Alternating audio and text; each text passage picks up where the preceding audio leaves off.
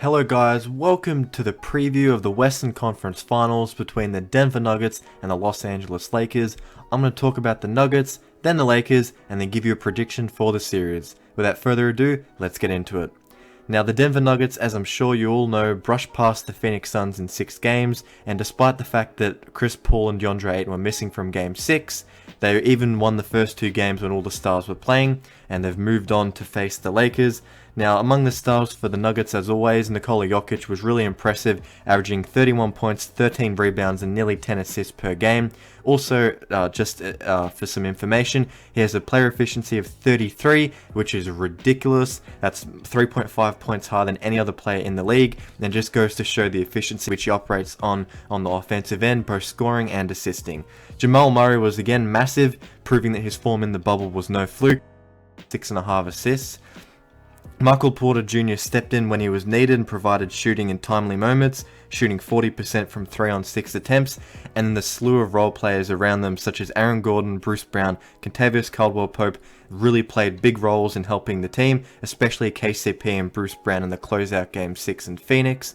Now when you look at the Denver Nuggets, they're a team that is very good on the offensive side of the ball, spearheaded by Jokic, finding cutters, diving to the basket, and also creating for himself. Quickly before I continue, don't forget to comment, like the video, and subscribe. And without any more of that, let's continue. This was shown by the team's offensive rating of 118.7, first in the NBA postseason, out of all the teams that have played and are still left. And the Denver Nuggets are a very disciplined offensive unit as well. They only turn the ball over the least amount of times out of any team currently left again in the playoffs. And shooting the ball from 3, they shoot 38% on 30 attempts, which gives them the second best percentage. But they shoot some of the fewest shots in the league, so they know when and where to shoot the 3 ball, which I think is a pretty good barometer for the team, which can contribute to their success. They'll match up alright with the Lakers in terms of the fact that they're very disciplined defensively, and they allow the fewest opponent rebounds per game, which is obviously an area where the Lakers do dominate teams.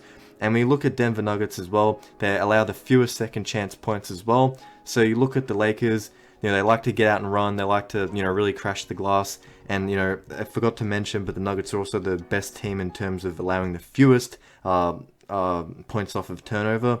So that's going to be an area where the Lakers need to find ways to explore other avenues, because in the previous 2 series against Memphis, they had a real big advantage on the interior, and then against the Warriors they're able to kind of hustle, dominate in the paint, and get those free throw attempts up. But mentioning the Lakers, let's talk about their half of the preview for this series. Now, it is worth mentioning that when the Lakers played the Nuggets 3 years ago in the bubble, they did hold Nikola Jokic to just 22, 7, and 5, which again, for the average player seems amazing, but Nikola Jokic and the standards he has is a lot better.